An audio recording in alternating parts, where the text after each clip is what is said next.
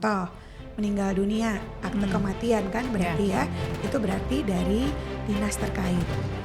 Misalnya kita juga tahu nih persoalan kita saat pemilu atau pilkada sebelumnya banyak sekali juga orang sudah meninggal dunia, tapi kok masih ada ya dalam daftar pemilih kita, karena kita yang announce kan Mbak. Oh ternyata banyak orang juga yang nggak ngurus akte kematian kan gitu. Gimana mau kita hidupkan lagi? Padahal secara faktanya, de factonya dia sudah meninggal dunia. Teman pemilih khususnya di kota Surabaya belum banyak tahu ya. Satu peta data ini apa sebenarnya? Ya nanti pakai ini ya. Kan ada tuh. Iya. Cek di satupetadata.kpu.go.id. Jadi sebenarnya ini adalah cara visualisasi terhadap data yang kita miliki melalui sistem informasi yang kita punya. Jadi perlahan-lahan kita mengurusin big data Komisi Pemilihan Umum.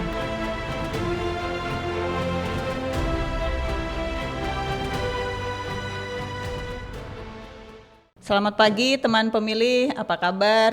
Semoga selalu lancar dalam menjalankan aktivitas. Hari ini kita kedatangan tamu istimewa, pimpinan kami dari Komisi Pemilihan Umum Republik Indonesia. Selamat pagi Ibu Betty. Selamat pagi. Apa kabar Ibu? Alhamdulillah sehat. Ya, selamat atas ujian doktoralnya Ibu. Kok tahu? Iya. Selamat datang juga di kantor KPU Kota Surabaya. Kita ada di podcast Pahlawan Ibu, jadi baru kami kasih nama kemarin. Ya teman pemilih, ini adalah edisi spesial dari podcast Pahlawan KPU Kota Surabaya. Hari ini kita kedatangan Ibu Betty selaku Ketua Divisi Data dan Informasi Komisi Pemilihan Umum Republik Indonesia. Nah, banyak yang bertanya sebenarnya Ibu Betty. Pekerjaan KPU itu kan dianggap ketika pemilu dan pilkada saja ini. Nah, ini kan post election, ngapain aja kira-kira KPU? Ya, ada 3 siklus dalam penyelenggaraan pemilu atau pilkada. Menurut Pipa Norris nih. Oke, jadi ada perception of integrity of election gitu ya. Election integrity. Jadi ada 3 siklus. Siklus pra-election period, lalu kemudian election period, post-election period. Dalam bahasa Indonesia adalah sebelum pemilu itu sendiri, saat pemilu itu sendiri, dan setelah pemilu. Nah, sebelum pemilu, kalau dalam Undang-Undang 7 tahun 2017, itu pemilunya sendiri dimulai 20 bulan sebelum hari H pemungutan suara. Berarti 20 bulan sebelum hari H pemungutan suara itu masuk pra-election period sampai kemudian kita melakukan pemungutan suara. Lalu kemudian kita menetapkan dan sekarang kita masuk post-election period. Karena pemilu dan pilkada kita itu hampir berhimpitan di tahun yang sama, di tahun 2024. Nah, saat post-election period dalam suatu organisasi, termasuk dengan Komisi Pemilihan Umum, tentu kita melakukan fungsi-fungsi manajerial, business as usual, tapi juga kita melakukan fungsi-fungsi yang dimandatkan oleh undang-undang, dalam hal ini Undang-Undang 7 tahun 2017. Untuk persoalan business management dalam hal ini tentu kita tahu ya ada planning, organizing, lalu kemudian actuating, dan kemudian controlling. Saat kita controlling, kita juga melakukan evaluasi terhadap penyelenggaraan pemilu dan pilkada kita yang secara tahun itu berhimpitan 2024. Kita menilainya dari banyak aspek, dari sumber daya manusianya, dari logistik yang dihasilkan, dari kegiatan teknis yang dilakukan, lalu kerja-kerja sistem informasi apa yang sudah dilakukan, sosialisasi seperti apa, tingkat partisipasi sebagaimana, begitu ya. Itu kita nilai, evaluasi di saat post election period ini.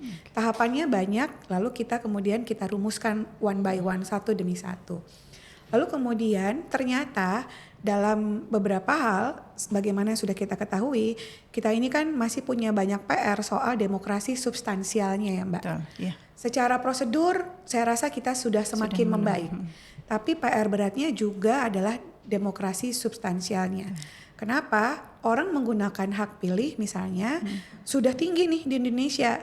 Mungkin tertinggi sedunia kali ya Mbak. 80%, 86, 87 tergantung daerahnya. Tapi kan PR berat kita adalah bagaimana memperbaiki kualitas demokrasi melalui pemilu itu sendiri, kegiatannya. Jadi saya sebagai pemilih harus tahu siapa yang saya pilih, kenapa saya harus memilih yang bersangkutan, lalu kemudian apa hak dan kewajiban saya warga negara Indonesia, penduduk Indonesia, tapi ingin nanti menggunakan hak pilih di kemudian hari. Apa yang saya lakukan? Ini yang menjadi PR kita untuk melakukan pembinaan, pelatihan, awareness, keterbukaan pengetahuan terkait dengan pemilu itu sendiri kepada baik pada peserta pemilu maupun kepada pemilih itu sendiri. Sekarang kan pemilih itu harusnya kita bisa kasih tahu, yang udah Anda pilih itu sudah duduk loh. Pemilu pilkada udah selesai. Anda sudah milih presiden wakil presiden, Anda sudah milih DPR RI, DPRD provinsi, DPRD kabupaten kota, DPD, wali kota, bupati, gubernur. Udah kamu ambil decisionnya, udah kamu ambil. Sekarang adalah saat dimana semua manusia kita, semua mata kita itu bisa menilai terhadap kinerja masing-masing orang yang duduk. Sehingga kualitas demokrasi kita semakin membaik kemudian hari. Tidak ada lagi isu soal vote buying atau money politics, atau kemudian dengan kesadaran penuh baik dia laki-laki, perempuan, Gen Z, baby boomers itu bisa datang ke TPS dengan sukaria, dengan senang hati gitu. Sehingga betul-betul kita sekali lagi dapat menggunakan hak pilih lalu mengevaluasi mereka. Terakhir salah satunya di antara banyak sekali rangkaian post election period yang bisa kita lakukan adalah pemuktahiran data pemilih secara berkelanjutan. Mandat itu ada dalam Undang-Undang 7 tahun 2017. Karena ternyata PR berat kita adalah pemuktahiran penduduk untuk kita konversi menjadi pemilih. Betul, kita dapat bantuan super luar biasa dari Menteri Dalam Negeri, Dirjen Dukcapil. Tetapi data itu memang harus kita lakukan verifikasi lagi secara terbatas melalui coklit terbatas oleh teman-teman KPUN Kota termasuk Surabaya. Ujung-ujungnya adalah kita memberikan data balikan kepada pemerintah dalam hal ini Kemendagri bahwa di lapangan kami menemukan dengan bukti bahwa yang bersangkutan bla bla bla bla bla. Jadi kita bekerja juga Mbak untuk memperbaiki data kependudukan kita melalui basis data pemilih yang kita lakukan Coktas. Oke, ada aktivitas mutual saling menguntungkan gitu. Betul. Ya Bu, kita dapat data dari Kemendagri kemudian kita memberikan data balikan. Dalam melaksanakan PDPB sejauh ini evaluasi yang diberikan oleh KPU RI khususnya apa saja sih Bu peluang dan tantangan selain memang untuk supaya data pemilih nantinya menjelang pemilu itu lebih update, lebih valid, lebih mutakhir, peluang dan tantangannya apa saja ini Bu? Sebenarnya saya bicara yang gak enak dulu, tantangannya dulu. Biar nanti peluangnya kita bisa memperbaiki. Siap. Karena data pemilih itu kan tidak hanya ada dalam negeri, tapi luar negeri. Betul. Tantangan luar biasanya adalah kita udah gak punya lagi panitia ad hoc. Iya, betul. Betul kan ya, kita gak punya panitia coklit, kita gak punya PPLN, petugas Pantarlih ya. Kita nggak punya, kita nggak punya PPS, nggak punya PPK. Oleh karenanya memang tugas berat kita harus lakukan ini dengan kita sendiri. Lalu kemudian tantangan berikutnya adalah tentu dari data yang masuk itu harus kita verifikasi dengan melalui apa? Salah satunya metodenya adalah coklit terbatas. Coklit terbatas itu semacam kita dalam penelitian itu ada populasi, kita cek secara acak siapa yang akan kita coklit secara terbatas itu kan Mbak. Jadi sepanjang kita mendapatkan informasi secara de jure bahwa data itu sudah terupdate, maka itu akan menjadi data yang kita MS-kan sesuai dengan situasi atau tentu harus kita TMS-kan sesuai dengan kondisi yang ada. Nah, data itulah yang kemudian akan kita jadi data balikan kepada Kemendagri. Penduduk kita secara tantangan berikutnya adalah dinamikanya tinggi banget, terutama di kota-kota kayak kota Surabaya ini pasti ya Mbak.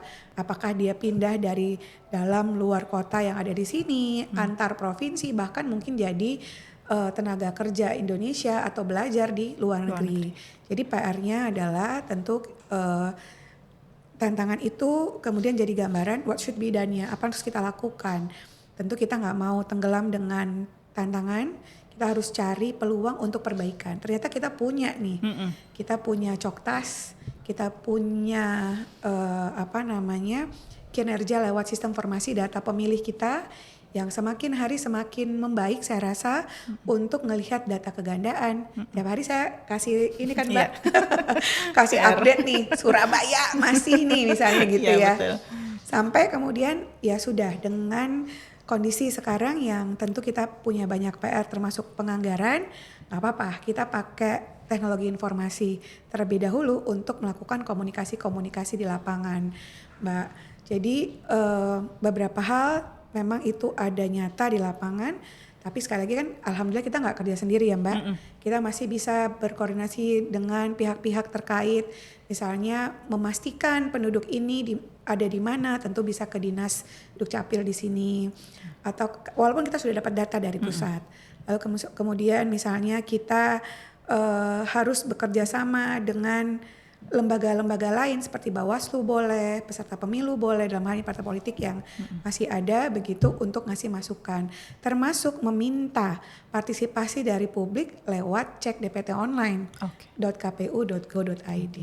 Oke, baik, luar biasa Ibu Betty, ternyata memang aktivitas KPU ini nggak berhenti di pemilu dan pilkada saja, jadi sebagai sebuah instansi yang sudah mandiri, kemudian bersifat nasional, pekerjaannya cukup banyak ternyata ya. Teman pemilih, kita jeda sebentar untuk kemudian kita lanjutkan ke dua sub bahasan lagi setelah jeda iklan berikut.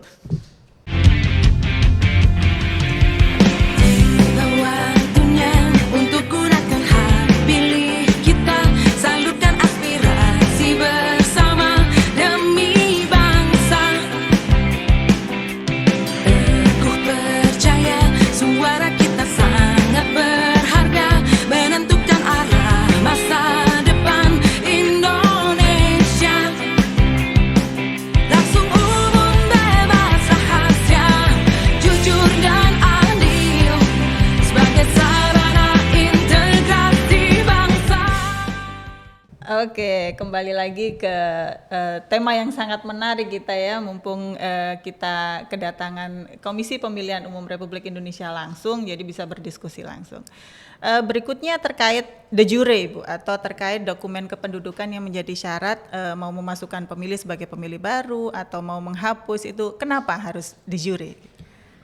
Sebelum di KPU RI kan saya di KPU daerah ya Mbak, Iya. di Jakarta. Saya mantan ketua KPU DKI Jakarta. Lalu kemudian kita pernah murni de facto. Jadi siapapun yang tinggal di Jakarta, lalu kita daftarkan sebagai pemilih pilkada Jakarta. Iya. Lalu baik pemilu maupun pilkada. Lalu pernah masa boleh campuran de jure atau de facto. Nah, kalau pilihan-pilihan itu menurut saya kita kembalikan pada rel bagaimana kependudukan itu mengatur masyarakat warga negara yang tinggal. Warga negara Indonesia itu kan disebutkan dalam undang-undang, termasuk membedakan mana penduduk dan non penduduk begitu ya. Dan salah satu bukti bukti utamanya adalah KTP elektronik. Ya. Ya kan Mbak? Betul. KTP elektronik itu menyebutkan Betty NIK sekian, jenis kelaminnya ini, status pernikahannya ini, tinggal di sini. Tinggal, ada alamatnya loh Mbak, yeah. KTPL itu ada alamatnya, tempat tanggal lahir juga ada. Lalu kemudian kalau kita tidak merujuk pada KTP elektronik, sementara misalnya pilkada hanya mereka yang ber-KTP sesuai dengan kabupaten atau atau kota begitu bisa memilih bupati atau wali kotanya. Demikian juga untuk provinsi di mana untuk memilih gubernurnya. Sesuai kan Mbak dengan KTPL. Lalu buat apa punya pilihan lain? Karena saya merasa bahwa kami gitu ya harus kongruen bahwa misalnya saya tinggal di Surabaya. KTP saya mungkin Malang. Yeah. Kalau Anda sudah tinggal di Surabaya, secara administrasi kependudukan 6 bulan berturut-turut Anda harus mengubah KTP elektronik Anda, kan gitu ya Mbak? Yeah. Oleh karenanya, sementara penduduk kita ini kan dinamikanya tinggi, ada yang statusnya tiba-tiba berubah karena sudah menikah, lalu kemudian dia pindah dari rumahnya, atau dia tiba-tiba bisa sekolah. Saya saja misalnya orang tua saya di Medan, saya kuliah di Bogor misalnya. Lalu kemudian ketika ingin menggunakan hak pilih, kan kita punya pilihan Mbak. Ada daftar pemilih tetap, ada pindahan, dan ada yang khusus gitu ya Mbak. Jadi de jure itu adalah memasukkan pemilih sesuai dengan dokumen kependudukannya. Atau administrasi lain yang dimiliki oleh tingkatan atau satuan kelembagaan negara yang secara secara resmi itu boleh mengeluarkan. Contoh, meninggal dunia, akte kematian kan berarti ya, itu berarti dari dinas terkait. Misalnya, kita juga tahu nih, persoalan kita saat pemilu atau pilkada sebelumnya banyak sekali juga orang sudah meninggal dunia, tapi kok masih ada ya dalam daftar pemilih kita, karena kita yang announce kan Mbak. Oh ternyata banyak orang juga yang nggak ngurus akte kematian kan gitu. Gimana mau kita hidupkan lagi? Padahal secara faktanya, de factonya dia sudah meninggal dunia. Tetapi kerja-kerja penyelenggara ini kan harus tanda kutip kita lindungi ya Mbak. Kita nggak bisa tiba-tiba ngapus karena pernyataan seseorang. Kita nggak bisa tiba-tiba saya dengar begini nih orangnya udah pindah. Saya dengar dia begini, nggak bisa. Yang paling bisa membuktikan dari sisi misalnya peradilan pun atau dari sisi yang lain itu adalah dokumen. Jadi dokumen mana yang bisa kita pakai untuk memverifikasi misalnya orang meninggal dunia. Nggak punya akte kematian, kita boleh kok minta sama lurah sama camat. Itu yang saya minta bagi teman-teman. Ayo mau hapus harus dikejar yang bersangkutan agar apa? Agar mungkin tidak disalahgunakan. Kemudian hari tidak ada lagi isu soal pemilih siluman, orang lain, begitulah ya. Ya mudah-mudahan sih, alhamdulillah udah nggak ada ya Mbak pemilu dan pilkada. Lalu kalau Anda pindah di lokasi khusus, kan kita juga nggak bisa maksa ya bahwa ada anak kita yang di pesantren, kan nggak mungkin balik. Pulang. Boleh kok kita bikinin TPS lokasi khusus dengan perlakuan pindah memilih karena KTP-nya nggak sesuai, misalnya begitu. Atau di perkebunan, di pertambangan, di rumah sakit, itu boleh sepanjang memenuhi persyaratan. Tentu tidak akan kita persulit hal-hal demikian. Kenapa? Karena at the end of the game ya KPU yang akan tanggung jawab. Jangan sampai nanti pendataan pemilihnya bermasalah karena A dan B dan C-nya.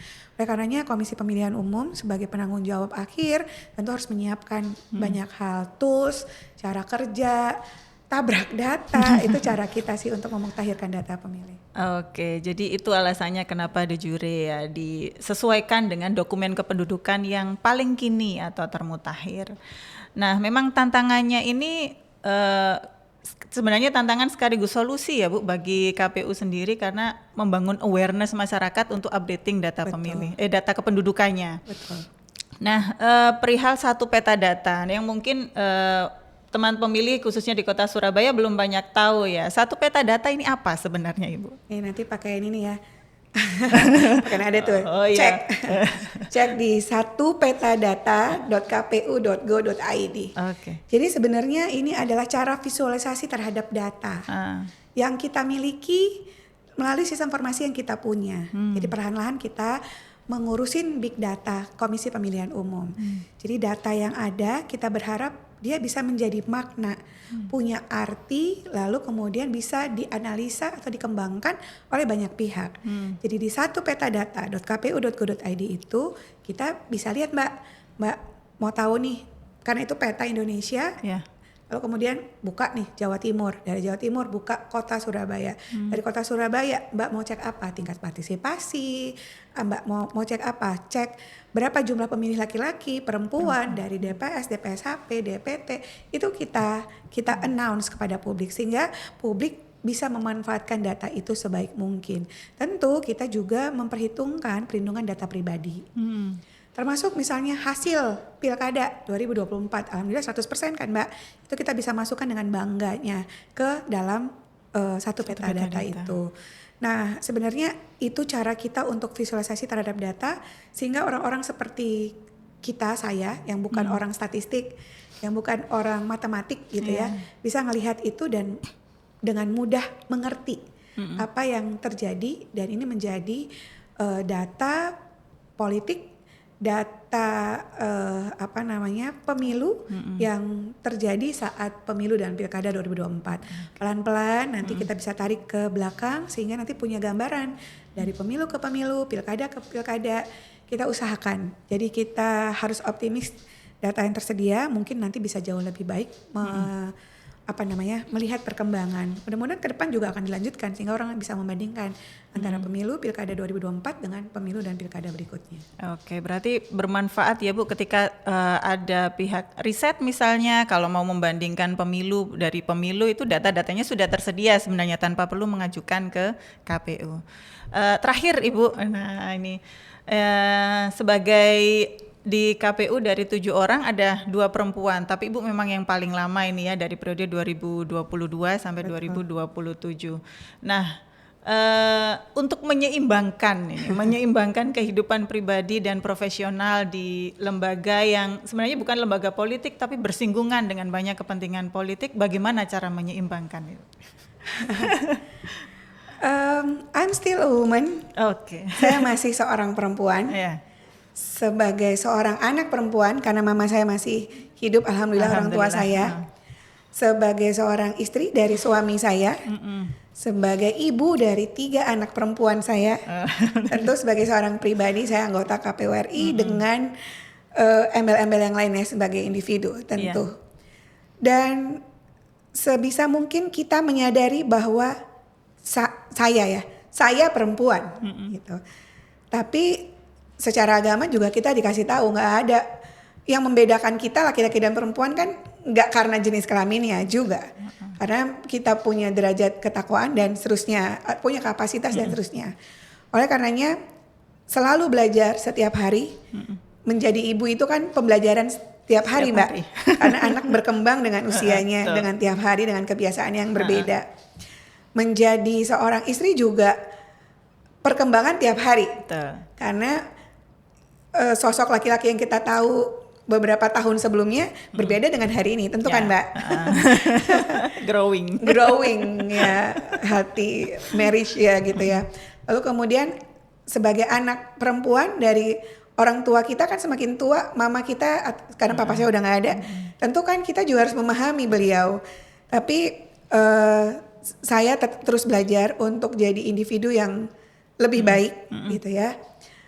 Karena saya sih percaya jadi manusia yang bermanfaat itu sulit.